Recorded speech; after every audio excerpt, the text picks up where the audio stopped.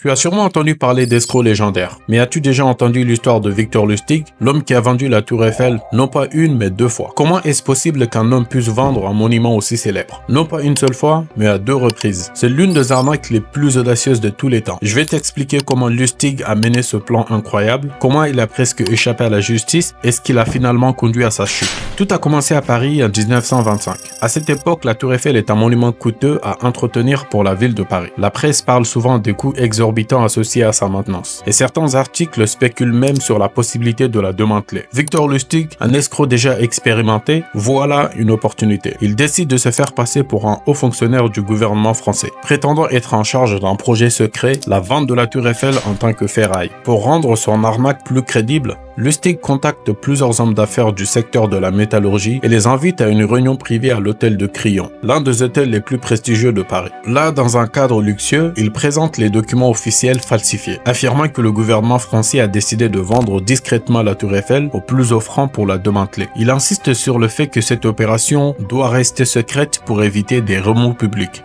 Un homme d'affaires ambitieux, André Poisson, mord à l'hameçon. Il voit dans cette vente une opportunité unique de s'imposer dans le milieu des affaires parisiens. Séduit par l'idée d'acquérir une partie de l'histoire, Poisson accepte de payer une somme importante pour acheter la tour. Lustig encaisse l'argent et disparaît aussitôt de Paris. Poisson, honteux d'avoir été trompé, ne porte pas plainte, laissant l'arnaque se dérouler sans scandale public. Encouragé par le succès de sa première arnaque, Victor Lustig revient à Paris quelques mois plus tard. Il reprend son plan exactement là où il avait laissé. Il contacte une nouvelle série d'hommes d'affaires avec les mêmes documents truqués, la même histoire et la même promesse de vendre la Tour Eiffel en toute discrétion. Cette fois-ci, cependant, un des acheteurs potentiels est plus prudent. Sentant que quelque chose cloche, il décide de mener sa propre enquête et contacte discrètement les autorités. Lustig se rend compte que son arnaque est sur le point d'être découverte, prend immédiatement la fuite avant que la transaction ne soit finalisée. Cette deuxième tentative marque la fin de l'escroquerie de la Tour Eiffel. Après ses aventures à Paris, Lustig quitte la France et se dirige vers les États-Unis, où il continue ses activités frauduleuses. Il devient notamment célèbre pour une autre arnaque appelée la machine à billets, où il prétendait vendre des machines capables d'imprimer de la vraie monnaie. Lustig réussit à tromper des riches américains en leur vendant ces machines pour des milliers de dollars. Cependant, en 1935, sa chance tourne. Lustig est arrêté par le FBI pour plusieurs accusations de contrefaçon et de fraude. Après une longue enquête, il est condamné à 20 ans de prison, qu'il passe à la prison d'Alcatraz, célèbre pour accueillir les criminels les plus dangereux des États-Unis. Victor Lustig meurt en prison en 1947, mais sa réputation d'escroc de génie continue de fasciner des décennies plus tard. L'histoire de Victor Lustig, l'homme qui a vendu la Tour Eiffel non pas une mais deux fois, restera à jamais gravée dans l'histoire des arnaques les plus audacieuses. Son intelligence, son charisme et sa capacité à manipuler ses victimes